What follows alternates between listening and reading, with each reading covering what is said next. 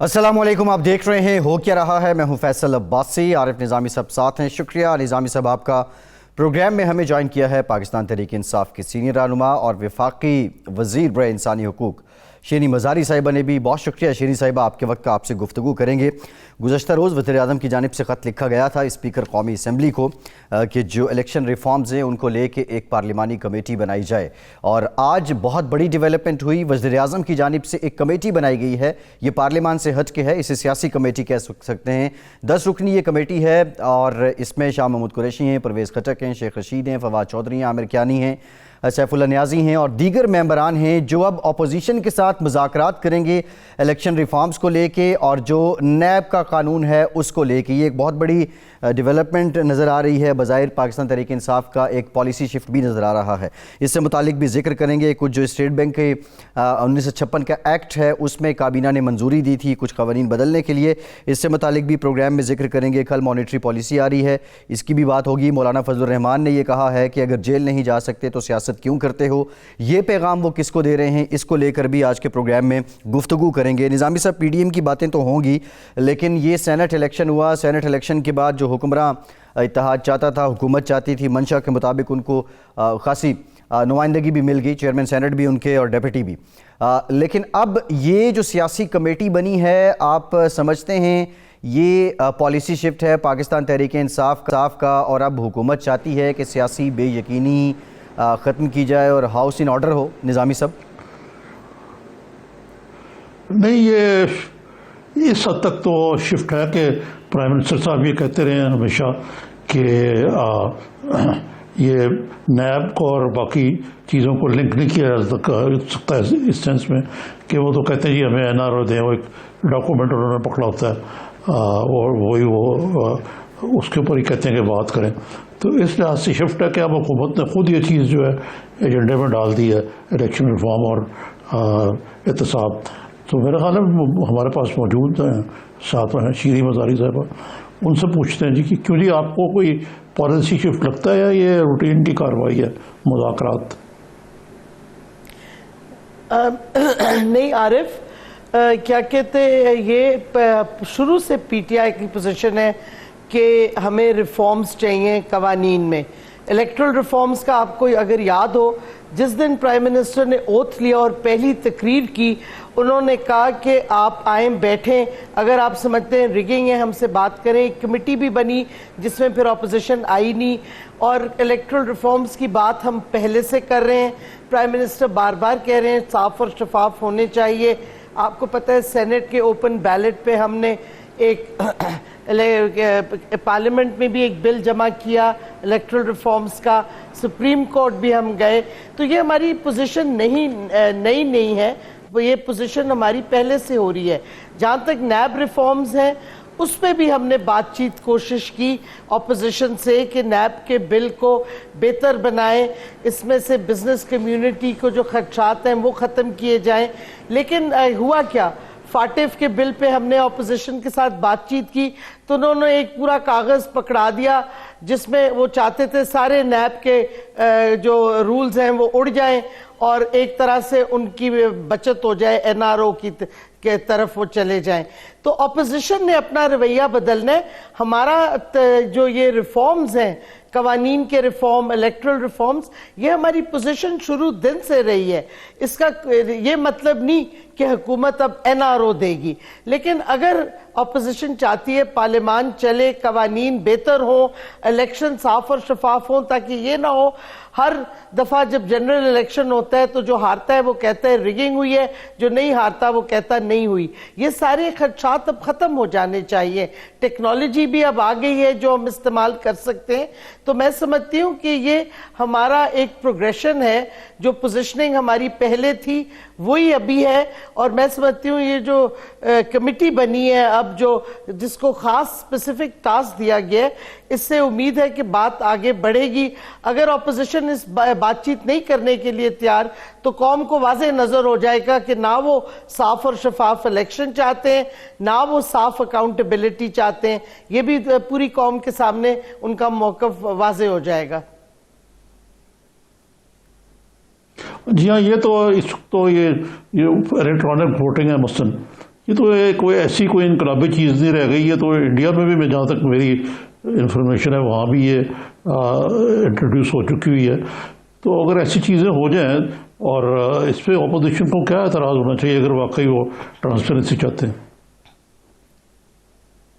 نہیں، لیکن آپ نے ان کی سٹیٹمنٹس نہیں پڑھے آج یا کل اخبار میں کہ پرائم منسٹر الیکٹرانک چاہتے ہیں تاکہ وہ ریگنگ کرانا چاہتے ہیں. مطلب ہے خدا کا خوف کرے الیکٹرانک ووٹنگ سے ریگنگ بند ہوگی اور ان کو، کیونکہ یہ کوئی سسٹم میں تبدیلی ایسی نہیں لانا چاہتے دیر ہیر پھیر رک جائے. یہی تو افسوس کی بات ہے. بڑا گھمسان کا رن رہا ہے حکومت اور اپوزیشن کے درمیان، اور بالخصوص نون لیگ کو لے کے اور نواز شریف صاحب کے باہر جانے کو لے کے. وزیراعظم عمران خان صاحب کا کیا سٹانس تھا اور وہ کیا فرماتے رہے ہیں؟ نواز شریف صاحب کا جو انداز سیاست ہے اس پہ شیریں صاحبہ کیا واقعی ایسا تھا کہ آپ دیدہ ہو گئیں؟ یہ واقعہ کیا ہے جس کا ذکر بار بار پرائم منسٹر نے کیا؟ دیکھیں، نواز شریف کی بیماری کا اور ان کے باہر جانے کا ڈسکشن کیبنٹ میں بالکل ہوا. ہمارے ڈاکٹرز جو تھے جن کو ہم نے کنسلٹ کیا انہوں نے بھی خاصی خوفناک تصویر پیش کی پرائم منسٹر کے سامنے. تو میں سمجھتی ہوں کہ آپ ہمارے پرائم منسٹر کا ایک بڑا سٹرونگ ہیومنسٹ سٹریک ہے. تو جب یہ ساری باتیں ہوئیں تو پرائم منسٹر صاحب ظاہر ہے اس کے بعد کیسے کہتے کہ نہیں ہم ان کو اجازت نہیں دیں گے. تو یہ بعد میں ہمیں پتا چلا کہ یہ تو پورا ڈرامہ کھیلا گیا ہے. But there is no doubt کہ جس طرح سے خوفناک خبریں آ رہی تھیں ان کے صحت کے متعلق، وہ تو لگ رہا تھا کہ دوسرے دن ان کو باہر نہ بھیجے تو اللہ کو پیارے نہ ہو جائے. تو ایسی سچویشن میں کوئی بہت ہی سخت دل پرائم منسٹر ہوتا جو کہتا کہ ان کو نہ جانے دو. نہیں، آپ کتنی بار روئی ہیں نواز شریف صاحب کے لیے؟ نہیں، میرے خیال میں وہ بات وہ رہنے ہی دیں، آنسوؤں کی بات. اصل ایشو یہ ہے کہ جو خوفناک تصویر پیش کی گئی تھی. نظامی صاحب جی ہاں، وہ دیکھیں نا ہیومن رائٹس کی وزیر ہے آپ، کوئی حرج بھی نہیں ہے کہ you have a little bit more sympathy on that basis. نہیں، certainly one has a feeling for humanity. جی ہاں. اچھا یہ بتائیے کہ یہ جو الیکشن کمیشن کے اتنے کیوں آپ پیچھے پڑے ہوئے ہیں؟ حالانکہ they are just doing their job. ان کو they are not doing opposition کے حق میں باعث قرار دیا جا رہا ہے. مسئلہ یہ نہیں، they are not doing their job. اب سپریم کورٹ کی ڈیسیژن میں جو تھا کہ صاف اور شاف سینٹ کے الیکشن کرائیں اور voting secret ballot is not the be all and end all, تو اس کے انہوں نے انسٹرکشنز نہیں فالو کیے، صاف اور شفاف سینٹ کا الیکشن نہیں کرایا. تو مطلب ہے they are not delivering, they are not doing their job. وہ ون سائیڈڈ ویو لیتے ہیں. ہم سمجھتے ہیں ان کا بائس بہت واضح ہوتا جا رہا ہے انفارچونیٹلی. تو پرابلم یہی ہے کہ they are not doing the job that they should be doing which is صاف اور شفاف الیکشنز. آفٹر آل کوئی الیکشن کمیشن کے ساتھ ورکنگ ریلیشن شپ تو نہیں ہونا، تو ہونا چاہیے نا. اس وقت تو صورتحال یہ ہے کہ آپ ان کو صرف یو پٹ دم آن دا ڈاک، اور عام طور پہ الزام لگ رہا ہے کہ یہ ایک انسٹیٹیوشن ہے جس کو آپ ڈسٹروائے کرنا چاہتے ہیں. اور بالخصوص یہ کہ یہ جو چیف الیکشن کمیشن کی جو تقرری ہوئی ہے وہ پرائم منسٹر نے کی ہے in consultation with the opposition. تو اب کیا سڈنلی اتنا ان کو ایک کونے میں بند کیا جا رہا ہے؟ عارف بالکل، یہ I was heading the committee, پارلیمانی کمیٹی جس پہ یہ ڈیسیژن ہوئی ہے. ہم نے بالکل اپوزیشن کے ساتھ مل کے ایک چیف الیکشن کمشنر اور 2 الیکشن کمشنرز جن کی ٹرم ختم ہو رہی تھی ان کا سلیکشن کیا تھا. لیکن پرابلم یہ ہے کہ جیسے جیسے ان کا رویہ آ رہا ہے اور جس طریقے سے انہوں نے سپریم کورٹ کے ایڈوائس کو نہیں لیا اور سینٹ کے الیکشن کو جس طریقے سے انہوں نے کنڈکٹ کیا، تو یہ تو ہمارا حق بنتا ہے کہ ہم پوائنٹ آؤٹ کریں کہ وہ کام نہیں کر رہے. اور اگر وہ کام نہیں کر سکتے تو پھر بہتر ہے کہ وہ کسی فریش سلیکشن ایسے الیکشن کمیشن کی ہو that is able to deliver. Because یہ الیکشن کمیشن ابھی تک تو ڈیلیور نہیں کر سکا. یہی تو پرابلم ہے. جی عباسی صاحب. جی شیریں صاحبہ، بٹ دا سمپل وے کہ آپ ریفرنس فائل کریں، سپریم جوڈیشل کونسل میں جائیں، یہ کیا؟ اس کے تو جو طریقہ گورنمنٹ نے اپنایا ہے وہ تو سیاسی لگتا ہے، ٹیکنیکل تو نہیں لگتا. آپ کے پاس تو اختیار ہے، you are in the government. I think ہم سارے آپشنز اب دیکھ رہے ہیں اینڈ وی ول ڈیفینیٹلی سی کون سا وائبل آپشن ہے. The prime minister is in consultation with the legal experts, اور وہ ایک فیصلہ جو بھی کریں گے وہ لیگل اس کے دیکھتے ہوئے کریں گے. لیگل انوائرمنٹ میں کیا ہم لیگلی کر سکتے ہیں، کیا آپشنز ہیں ہمارے.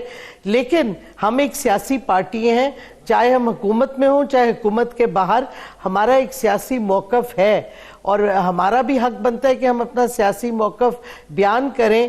جو ہمیں نظر آیا ہے کیا ہوا ہے سینٹ الیکشن میں، اپوزیشن اپنا موقف بیان کرتی ہے تو ہمارا بھی رائٹ ہے یہ کہ ایز اے سیاسی پارٹی ہم اپنا ویو پوائنٹ دیں کہ election commission failed to conduct fair elections in the Saint.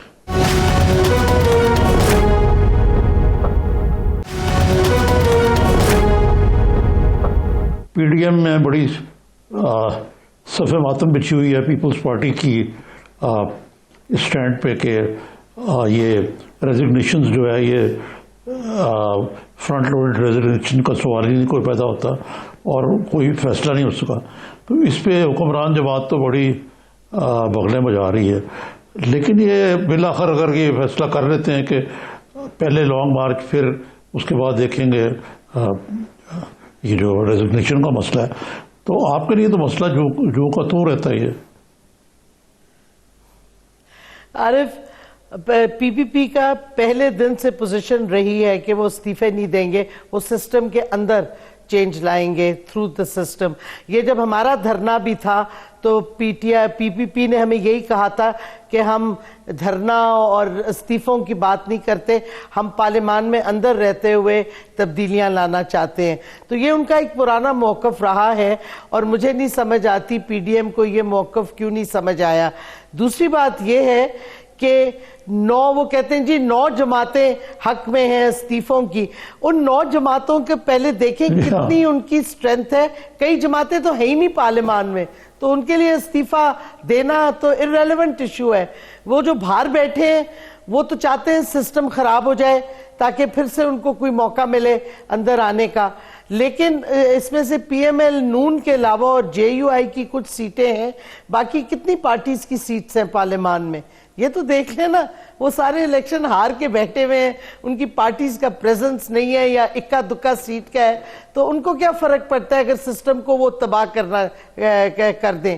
تو اس واسطے 9 جماعتوں کا جب یہ کہتے ہیں یہ irrelevant ہے. ان میں سے 1 یا 2 جماعتیں ہیں جن کی ریلیونسی بنتی ہے کیونکہ ان کی کوئی پارلیمان میں پریزنس ہے. باقی 9 جماعتیں تو ایسی ہینگنگ آن دا کوٹ ٹیلز ہے نا. جی ٹھیک ہے. جی یہ صحیح ہے. لیکن یہ بتائیں کوئی آپ کا کوئی بیک چینل تو نہیں ہے پی پی پی کے ساتھ کہ انہوں نے زرداری صاحب نے he hit the nail where it really hurts. I think ہمارا تو بیک چینل کوئی نہیں ہے، لیکن زرداری صاحب کی اپنی سیاست وہ کھیلتے ہیں اور میں سمجھتی ہوں کہ اگر نون لیگ اور مریم نواز کو انہوں نے سٹمپ کر دیا ہے تو یہ مریم کی اممیچورٹی ہے، اس کو سمجھ ہی نہیں آئی اس کھیل کیا ہو رہا ہے. اس وقت جو سچویشن ہے اس میں آپ کو کیا لگتا ہے کہ پی ڈی ایم جو ہے وہ تو بالکل آن دا رن ہے، تو بعض لوگوں کی اسپیکولیشن ہے کہ یہ بالکل ختم ہو جائے گی. دوسرے آپ اس میں ایک بطور خاتون سیاستدان کے مریم کے رول کو کس طرح دیکھتے ہیں کہ it has been brought some positivity to the party یا نیگیٹیوٹی؟ میرے خیال میں تو نیگیٹیوٹی ہے، ان کا جو اممیچورٹی ایکچولی ہے ان کی، ہر بندے کو تھریٹن کرنا، ہر بندے کو کہنا کہ میں یہ کر دوں گی وہ کر دوں گی. او بھائی پہلے اپنا پاور تو دیکھ لو, آپ کی پارٹی دیکھ لو کدھر کھڑی ہوئی ہے, آپ پارلیمان میں ہو نہیں, آپ ایک کانوکٹ ہو. تو میں سمجھتی ہوں کہ امچور پالیٹکس ہے, اور اسی واسطے پی پی پی نے جو کیا ہے نون کے ساتھ اور پی ڈی ایم کے ساتھ, یہ ان کی پی ایم ایل این کی امچورٹی ہے, ان کی لیڈرشپ کی جو ابھی آئی ہوئی ہے مریم جو جن کو لیڈ کر رہی ہے. تو میں سمجھتی ہوں ان کو کچھ تھوڑی سی گراویٹاس, کچھ میچورٹی سے سیاست کھیلنی پڑے گی. اس طرح نہیں ہوتا کہ آپ کانوکٹ ہو کے سڑک پہ نکل کے سارے جہان کو دھمکیاں دیتے رہیں, اس سے تو کام نہیں چلے گا نا. ایک طریقہ ہوتا ہے سیاست کرنے کا. جی نظامی صاحب. جی ہاں, یہ تو ٹھیک ہے.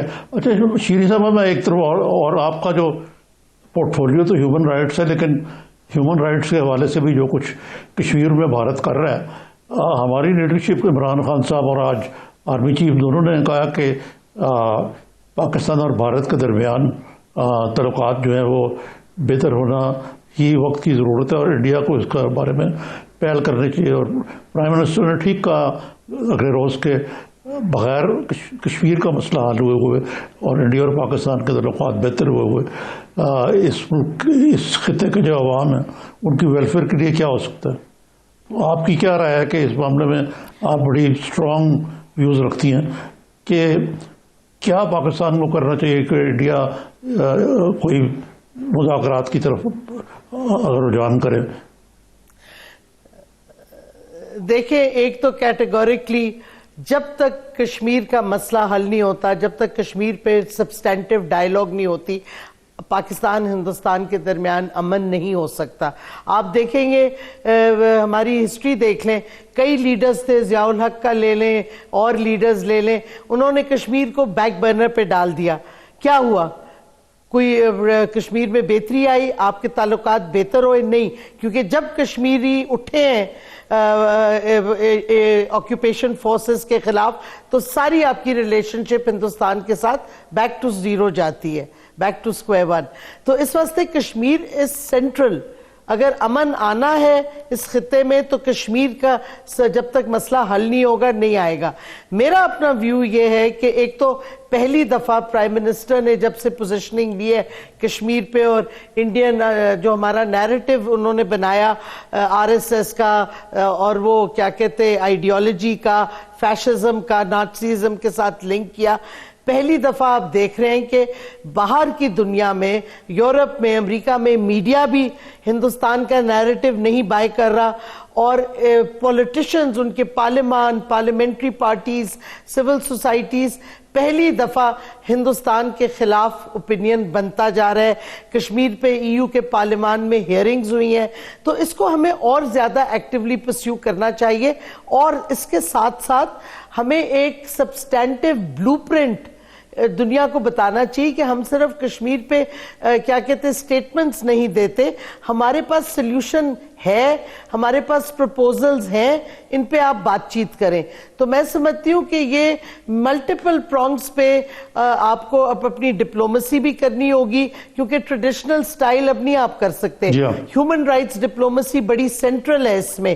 ہمیں بہت سی فورمز ہیں ہمارے پاس جو ہمیں اور بہتر طریقے سے استعمال کرنے چاہیے تاکہ اور زیادہ آواز اٹھے دنیا میں ہندوستان کے خلاف جو وہ بربریت کر رہا ہے, جو وہ ٹارچر اور جینوسائیڈ کرنے کو تلا ہے کشمیریوں کا. ٹھیک, بہت شکریہ شیریں مزاری صاحبہ. آپ کے وقت کا ایک بریک لیتے ہیں اور بریک کریں گے جو حکومت وقت کے لیے سب سے بڑا چیلنج رہا, یعنی معیشت کا.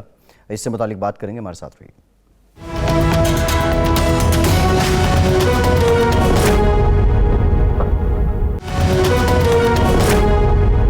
بریک کے بعد ایک بار پھر سے آپ کو خوش آمدید کہیں گے. ہمیں پاکستان کے سابق وزیر خزانہ ڈاکٹر حفیظ پاشا صاحب نے بھی جوائن کیا ہے, ماہر معیشت بھی ہیں. ڈاکٹر صاحب thank you very much for your time. آپ سے گفتگو کرتے ہیں. نظامی صاحب, اس سے پہلے کہ ہم ذرا معاشی اینگل پہ جائیں, معیشت کو لے کے جب یہ حکومت بنی تو اس وقت اپوزیشن کی جانب سے, اپوزیشن لیڈر کی جانب سے یہ آفر کی گئی کہ ہم چارٹرڈ آف اکانومی کرتے ہیں, معیشت کو لے کے ہم بیٹھتے ہیں. اب کچھ یہ جو مل بیٹھنے کی باتیں ہو رہی ہیں, لیکن یہ جو 2-2.5 سال ہیں اس میں اب اسپیسیفکلی اسٹیٹ بینک کے قانون کا بھی ذکر جو اس میں تبدیلیاں آئی ہیں اس سے متعلق بھی بات کریں گے، لیکن آپ سمجھتے ہیں حکومت کا یہ نیریٹیو کہ اب ہم ٹیک آف پوزیشن میں ہیں، یہ درست ہے نظامی صاحب؟ یہ بالکل حقائق کے برخلاف ہے کہ ہم ٹیک آف پوزیشن میں، ہم تو کوئی کریش لینڈنگ کی پوزیشن میں لگتے ہیں. باقی یہ جو مذاق معیشت والی تجویز تھی یہ بہت اچھی بات تھی وہ، لیکن اس کا مطلب یہ تھا کہ گورنمنٹ کی ڈائریکشن ہی ڈفرینٹ ہوتی اپوزیشن کے ساتھ.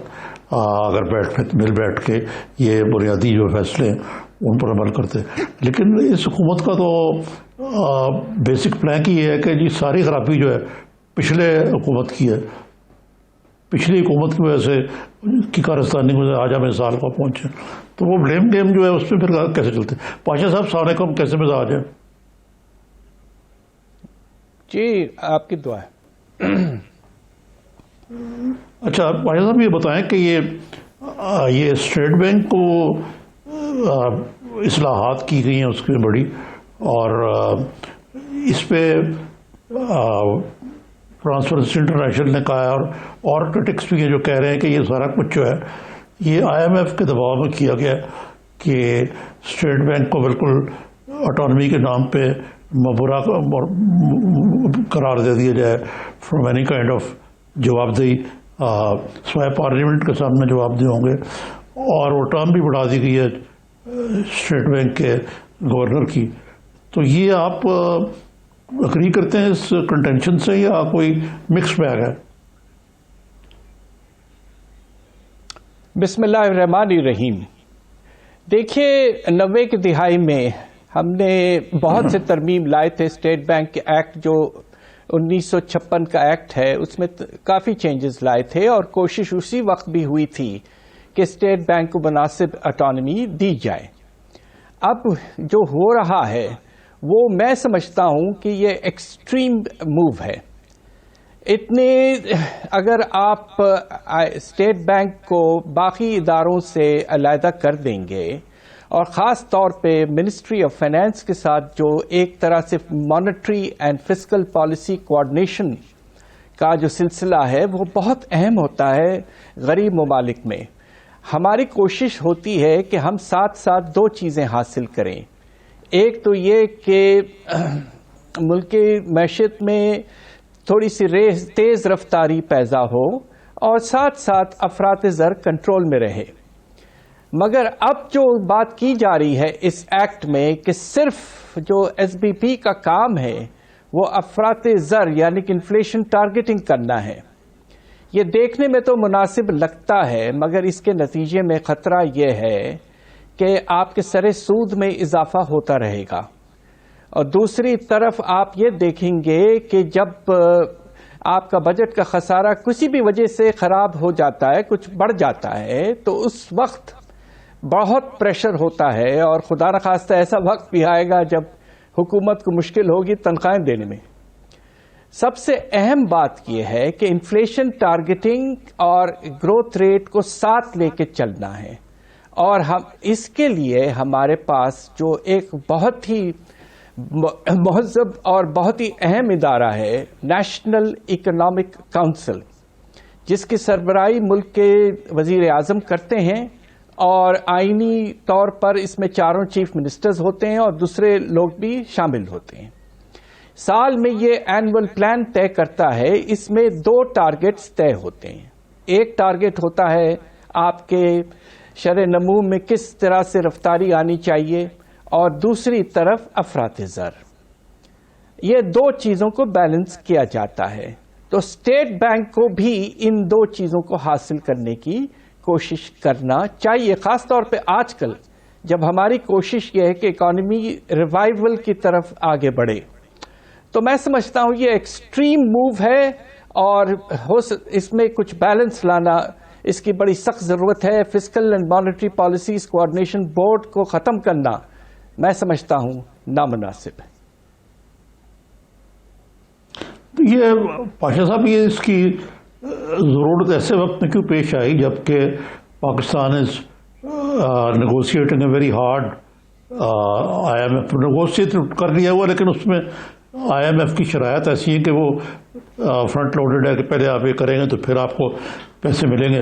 اور اتفاق سے IMF کے ایک آفیشیل ایکس آفیشیل کہہ لیں وہ رضا باقر صاحب وہ اس کے ہیڈ ہیں. تو اس سے شکوک و شبہات تو پیدا ہوتے ہیں. دوسرا اس کا پہلو میرے نزدیک یہ ہے کہ جس طرح حکومت نے مقرر کیا الیکشن کمشنر کو اور دو ارکان کو اور آج شکایت ہو رہی ہے, اسی طرح رضا باقر صاحب کی جگہ کوئی ریلیٹیولی انڈیپینڈنٹ بندہ آ جاتا ہے تو وہ تو ان کو مصیبت میں ڈال سکتا ہے اور ایک فائنانس منسٹری اور اسٹیٹ بینک کے درمیان ایک چپخلش شروع ہو جائے گی.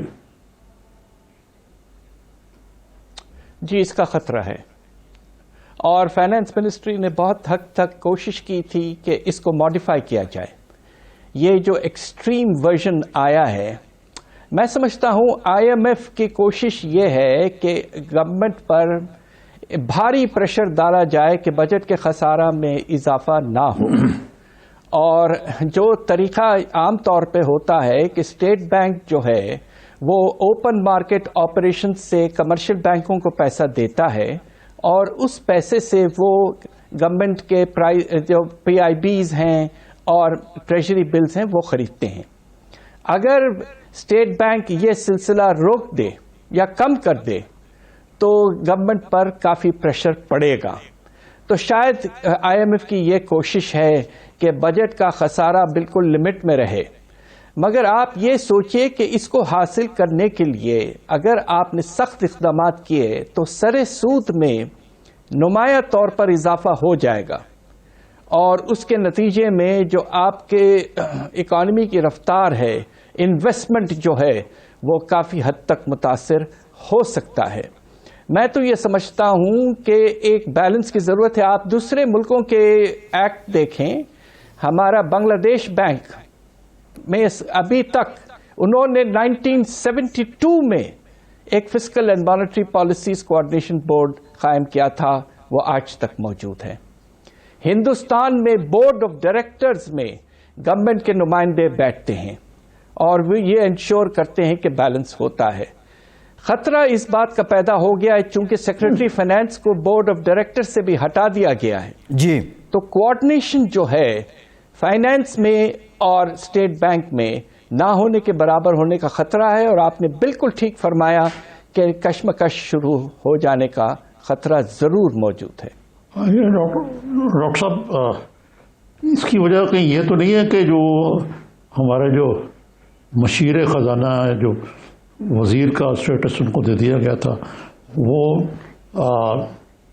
نیشنل اسمبلی میں جو ووٹر تھے اسلام آباد کے لیے سینٹ کی سیٹ پہ, اس پہ ہار گئے, اور اب ان کی پوزیشن ریلیٹیولی کمزور ہو گئی ان دا پیکنگ آرڈر.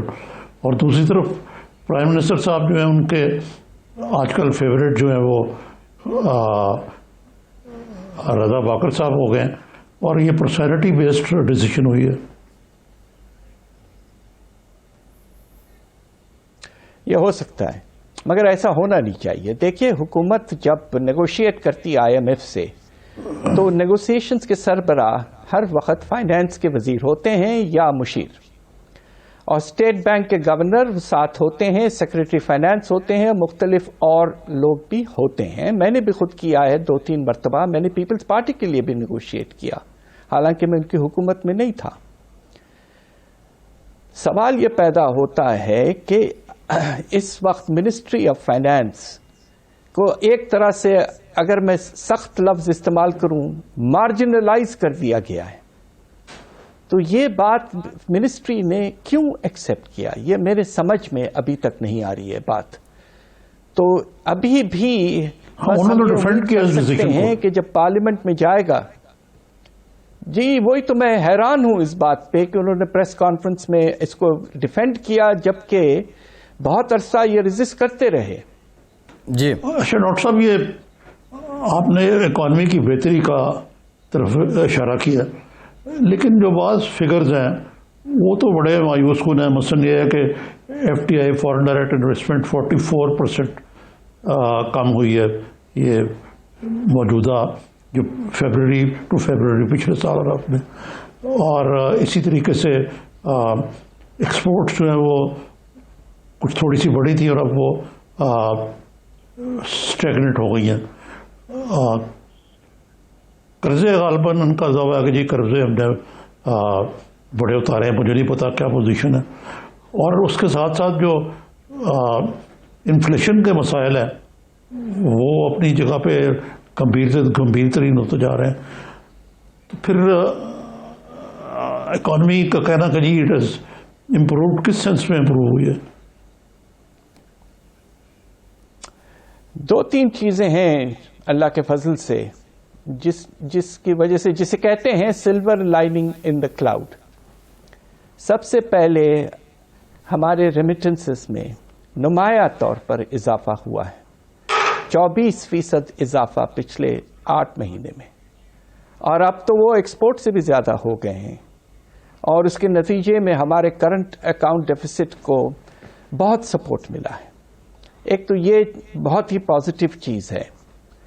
دوسری چیز جو پازیٹیو ہے وہ یہ ہے کہ ہمارا صنعتی شعبہ جو ہے اس کے پیداوار میں ماشاءاللہ 8 سے 9% اضافہ ہو رہا ہے. اگرچہ وہ پچھلے سال بیس جو ہے وہ کم تھا, مگر اس کے باوجود آپ دیکھیں 3-4 آپ کے شعبے ایسے ہیں جس میں کافی اضافہ ہوا ہے.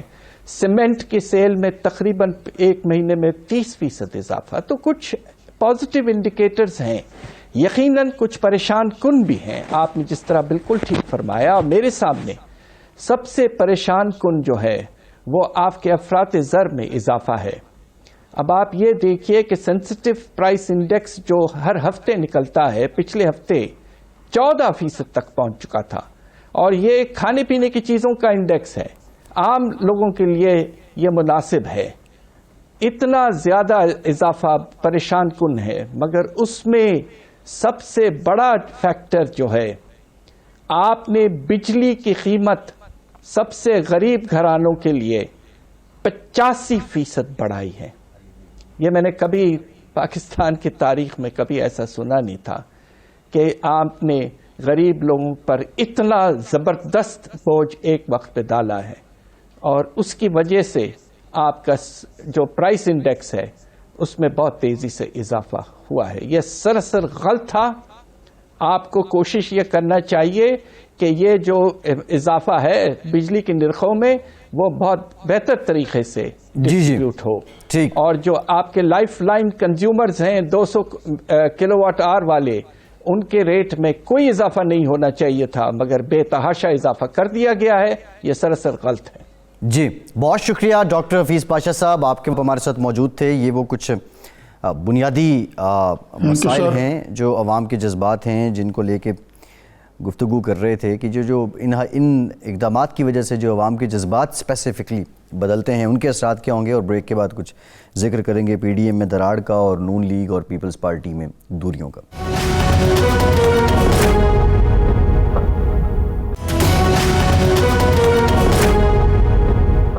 بریک کے بعد ایک بار پھر سے آپ کو خوش آمدید کہیں گے. پی ڈی ایم تو خیر ایک نیا اتحاد تھا, لیکن پیپلز پارٹی اور نون لیگ کی جو رنجشیں ہیں, جو شکایتیں ہیں, ان کی تاریخ نئی نہیں ہیں. اس سے پہلے بھی بہت کچھ ہوتا رہا. جب یہ پی ڈی ایم بنی, اس کا آغاز ہوا, تو اس وقت جو کچھ اہم لوگ تھے پی ایم ایل این کے, انہوں نے ریزرویشن کا اظہار کیا تھا. نظامی صاحب, خواجہ صاحب نے بیان دیا تھا, زرداری صاحب نے کہا تھا کسی کی ایما پہ دیا ہوگا, پھر نواز شریف صاحب نے بھی ریئیکشن دیا تھا, وہ ہم دکھا نہیں سکتے. انہوں نے کہا تھا کہ اس بات سے دکھ ہوا, زرداری صاحب کا بہت ریگارڈ ہے. بٹ کویسچن از دس کہ پی ڈی ایم غیر فطری تو یہ تھے, لیکن یہ اتحاد ایک کاسمیٹک کی حد تک تھا. اس میں خواجہ صاحب ہولی اور داؤ ساؤنڈ کر رہے ہیں. اگر آپ زرداری صاحب سے بات کریں تو وہ ان کے پاس شکایات کا تو مار ہے. جس طرح میاں نواز شریف پہنچ گئے وہاں وردی پہن کے وکیلوں کی میمو گیٹ کے موقع پہ, پھر اسی طریقے سے انہوں نے زرداری صاحب کے لیے زورانہ رکھ کے, کیونکہ اس زمانے کی اسٹیبلشمنٹ کے ساتھ ان کی ناراضگی ہو رہی تھی, وہ انہوں نے لنچ جو ہے کینسل کر دیا اور اس قسم کی چیزیں. اب اس وقت معاملے میں بھی یہ اعظم نذیر تارڑ ہے غالباً ان کا نام, جو ابھی حال ہی میں پہلی دفعہ سینیٹر منتقل ہوئے، وہ منتخب ہوئے پی ایم ایل این کے ٹکٹ پہ، ان نون شخصیتیں ریلیٹیولی، لیکن وہ اس وقت پارٹی لیڈرشپ کی فیورٹ ہیں. اس پہ پی پی پی کو ان کے بارے میں ریزرویشن ہے کہ یہ وہی صاحب ہیں جو وکیل ہیں ان پولیس والوں کے جو مرتضیٰ بھٹو، جو محترمہ بے نظیر بھٹو شہید کے کیس مرڈر کیس میں انوالوڈ تھے. تو انہوں نے یہ ریزرویشن زرداری صاحب نے کنوے بھی کر دی. اس کے باوجود ان کو لیڈر آف دی اپوزیشن کے طور پہ نامنیٹ کیے پی ایم ایل این نے. تو اس قسم کے جو بریج آف ٹرسٹ ہے یہ تو پیپلز پارٹی کے بارے میں پی ایم ایل این کا تو رہا امتیاز ہے. جی جی جی بالکل ایسے. یہ ایک تو پھر یہ پیپلز پارٹی جو ہے وہ بھی ایک سیاسی جماعت تو ہے نا، اور زرداری صاحب پر ایسا مارتے ہیں الٹ جی جی کہ پتہ بھی نہیں لگتا کہاں سے آئی ہے. تو یہ اس میں کوئی شک نہیں ہے. دوسرے یہ اصرار کہ جی ریزگنیشن کریں، ریزگنیشن کو کوئی پرو کے طور پہ، یہ تو مولانا نے خود کو کلا بازی لی ہے کہ پہلے ریزگنیشن کریں پھر لانگ مارچ کریں. جی یہ چیزیں جو ہیں یہ سیاسی جماعتوں میں تو کوئی بھی نہیں یہ کہہ سکتا کہ جی کون زیادہ پوتر اور کون نہیں ہے. نظامی صاحب آج مولانا نے کہا ہے کہ اگر جیل میں نہیں جا سکتے تو سیاست کرتے کیوں ہو. پھر آصف زرداری صاحب سے مولانا کا آج رابطہ بھی ہوا ہے. تو اب کیا مولانا دونوں طرف یہ بیانات دے کے بیلنس کرنے کی کوشش کر رہے ہیں؟ اور جو بنیادی ایک سوال تھا، یہ پی ڈی ایم اگر یہ دوبارہ بھی جڑ جاتے ہیں تو یہ کاسمیٹک ہی ہوگا، کوئی نظریاتی کوئی رولز کوئی لائن آف ایکشن جو ہے وہ آپ کہہ لیں کہ مستند نہیں ہوگا؟ یہ دیکھیے سب سے پہلے تو آپ نے کاسمیٹک کی بات کی ہے. یہ کوئی دو دوستوں کی دوستی نہیں ہے کہ وہ جناب ہم بچپن سے کھیلتے رہے اور دوست ہیں اور اس قسم کی چیز. یہ سیاسی مفادات اور باہمی اس پہ ہوتا ہے کہ اس وقت کیا مشترکہ کیا مفادات ہیں. اسی لیے پیپلز پارٹی اور کے نزدیک تو دیکھیں نا، پی ایم ایل این نے ان کا دھڑن تختہ کیا پنجاب میں. پی ایم ایل این پہلے بنی آئی جی آئی اور وہاں سے پی ایم ایل این نے جنم لیا، پی ایم ایل این جو اور جو خیر وہ غلط قصہ ہے. تو یہ تو ایک اینٹی بھٹو الائنس تھا جس کو فائنینس بھی کیا گیا میران گیٹ سے اور سارا کچھ ہوا. اس کے باوجود بے نظیر بھٹو صاحبہ نے میاں نواز شریف کے ساتھ چارٹر آف ڈیموکریسی کیا. اور پھر چارٹر آف ڈیموکریسی پہ ٹو بی فیئر زرداری صاحب کو، خواجہ صاحب جو بھی کہیں، زرداری صاحب کے دور حکومت میں اگر وہ بھی یہی سلوک کرتے جو عمران خان نے کیا ہے ان کے ساتھ تو وہ کافی مشکلات ہو سکتی تھی. جی اچھا نظامی صاحب نہیں کیا. یہ جو آپ جس طرف بات کر رہے ہیں تو اس وجہ سے یہ کہنا کہ جی یہ جو پی ڈی ایم کی لاسٹ میٹنگ ہوئی گرما گرمی سامنے آئی، جو رپورٹر دوست ہمارے وہاں اس کو وٹنس کر رہے تھے، ان کا یہ کہنا ہے کہ بنیادی طور پہ جب نواز شریف صاحب استعفوں پہ بضد ہو گئے تو پھر اس کے جواب میں زرداری صاحب نے جواب دیا اور یہ استعفوں کی ضد لے کے بیٹھے ہوئے تھے. تو اب جو پیپلز پارٹی اب دلیل دے رہی ہے کہ ہم پنجاب میں پہلے آنا چاہ رہے تھے نو کانفیڈنس لے کے، پھر ہم اسلام آباد جانا چاہ رہے تھے اور فائدہ یہ ہوتا کہ یہاں پہ ہماری حکومت ہوتی تو ہمیں سپورٹ ملتی لوگوں کو موبلائز کرنے میں. یہ بظاہر تو ایک سین لگتا تھا، لیکن آپ کو لگتا ہے کہ یہ سنجیدہ تھی پیپلز پارٹی یہ نو کانفیڈنس پہ بھی؟ نہیں، دراصل بات یہ ہے کہ پیپلز پارٹی میں سینٹرل ایگزیکٹو کمیٹی وغیرہ میں کھل کے بات ہوتی ہے. اتنا مبارک سلامت کا ایٹماسفیئر نہیں جس طرح کے پی ایم ایل این میں. وہاں یہ تاثر دیا جاتا رہا ہے کہ جی یہ بالکل تھلے لگ گئے ہیں جو ہے پیپلز پارٹی ہے. سب سے پہلے جی ہم ملک کے دوسرے بڑے صوبے میں حکمران ہیں، ہم کیوں چھوڑے ریزائن کر کے، یہ مسئلہ تھا. پھر یہ جو تارڑ والا میں نے آپ کو بتایا، اس پہ لوگوں نے احتجاج کیا، شور ڈالا. پھر یہ جو نو کانفیڈنس والی بات تھی، آپ کو یاد ہے کہ شاہد خان عباسی صاحب ہمارے پروگرام میں تھے جس نے یہ بات کی ہے بلاول صاحب نے. تو انہوں نے بربلا اس کو ریجیکٹ کر دیا. جی بالکل ایسے. اس لیے ریجیکٹ کر دیا کہ وہ سمجھتے ہیں کہ الیکشن میں وہ جیت جائیں گے, اور یہ اس طرح کے نو کانفیڈنس کے بعد تو وہ کمپرومائز کینڈیڈیٹ ہوگا تو پی ایم ایل این کو کیا فائدہ ہوگا. تو پی ایم ایل این اپنے مفاد سے سوچتی ہے, پیپلز پارٹی ظاہر ہے اپنے مفاد سے سوچتی ہے. نظامی صاحب, ایک اور معاملہ, کووڈ کی تیسری لہر جاری ہے اور آج این سی او سی کی میٹنگ بھی ہوئی ہے. اسد عمر صاحب کی جانب سے تنبیہ بھی کی گئی ہے اور کیسز بہت زیادہ بڑھتے جا رہے ہیں. جو تقریباً 8% اس وقت پاکستان میں ہے انفیکشن ریٹ, اور جو بڑے شہر ہیں ان میں 5% سے بھی اب یہ زیادہ ہوتا جا رہا ہے. اس سے پہلے جو سیاسی باتیں تھیں وہ تو اپنی جگہ ہیں, لیکن جو گراؤنڈ ریئلٹیز ہیں, ایس او پیز کاغذوں کی حد تک تو نظر آتے ہیں. ہمیں انتظامیہ, عوام, کوئی بھی تعاون کرتے ہوئے نظر نہیں آ رہا ہے. اور دوسرا یہ جو ویکسینیشن شروع کی گئی تھی, اس پہ بھی ذرا آپ بتا دیں, اس سے متعلق جو انتظامات ہیں وہ تسلی بخش ہیں. جی, ویکسینیشن کے بارے میں محدود پیمانے پر ہمارے پر ہے, اور جس ڈسپلن انداز سے انتظام کیا گیا لاہور میں بعض سینٹرز پہ, مجھے معلوم ہے کہ وہ سبھی کو وی آئی پی اسٹیٹس دیا جاتا ہے جو جاتے ہیں, اور ان کو میرٹ پر ٹریٹ کیا جاتا ہے, جو کہ اچھی بات ہے. اور بڑی تنظیم ہمارے یہاں, جس کا ویسے ہی فقدان ہے, لوگ لائن تک نہیں بناتے. یہ ایک بڑا مشکل کام ہے جو سر انجام دیا ہے ہماری جو یہ کار پروازان ہے, جو یہ ویکسینیشن وغیرہ کے.